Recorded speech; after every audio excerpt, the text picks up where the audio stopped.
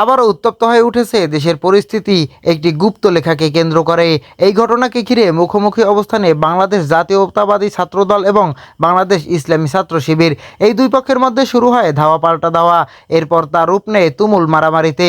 সবচেয়ে চাঞ্চল্যকর অভিযোগ, ঢাকা বিশ্ববিদ্যালয় এলাকায় শাহবাগ থানা এর ভেতরেই ছাত্র শিবিরের এক নেতাকে পিটিয়ে আহত করা হয়েছে। ঘটনাটি ঘিরে সামাজিক যোগাযোগ মাধ্যমে ছড়িয়ে পড়েছে নানা প্রতিক্রিয়া। এক পক্ষ বলছে এটি পরিকল্পিত হামলা, যেখানে প্রতিপক্ষকে ভয় দেখানোই ছিল উদ্দেশ্য।